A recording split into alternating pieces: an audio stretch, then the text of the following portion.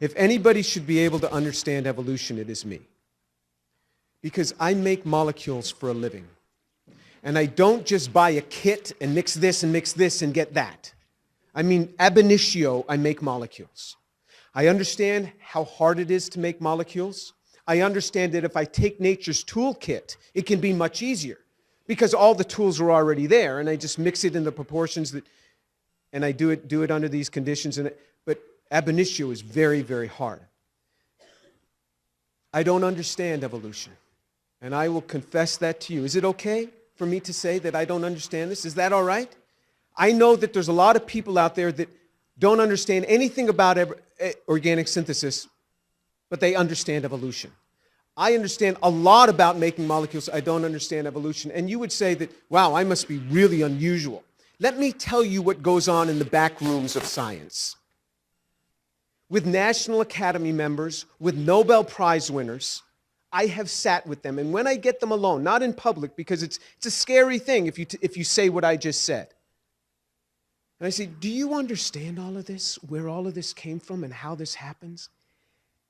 Every time that I have sat with people who are synthetic chemists who understand this, they go, nope. These people are just so far off on how they believe this stuff came together. I have sat with National Academy members and Nobel Prize winners. Sometimes I will say, do you understand this? And if they're afraid to say yes, they say nothing. They just stare at me because they can't sincerely do it. I was once brought in by the dean of the department once, and many years ago, and he was a chemist, and he was kind of concerned about some things. I said, let me ask you something. You're a chemist. Do you understand this? How do you get DNA without a cell membrane? And how do you get a cell membrane without a DNA? And how does all this come together from this? He said, Jim, we have no idea. We have no idea. I said, isn't it interesting that you, the dean of science, and I, the chemistry professor, can talk about this quietly in your office, but we can't go out there and talk about this? If you understand evolution, I am fine with that. I'm not going to try to change you, not at all. In fact, I wish I had the understanding that you have. But about 7 or 8 years ago, I posted on my website that I don't understand.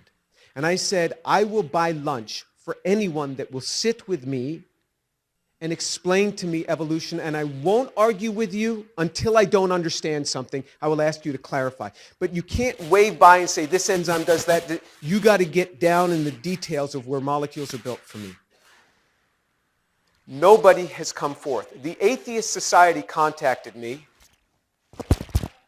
The Atheist Society contacted me. They said that they will buy the lunch. And they challenged the Atheist Society, go down to Houston, have lunch with this guy, and talk to him. Nobody's come. Now remember, because I'm just going to ask when I stop understanding what you're talking about, I will ask.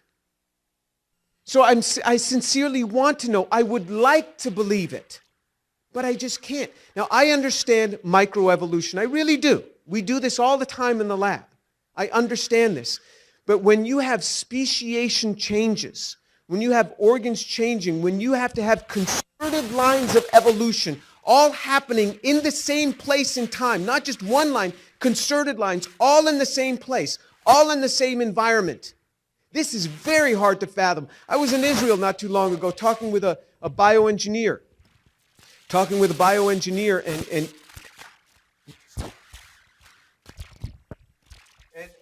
he was describing to me the ear. And he was studying the different changes in the modulus of the ear. And I said, how does this come about? He says, oh, Jim, we all believe in evolution, but we have no idea how it happened.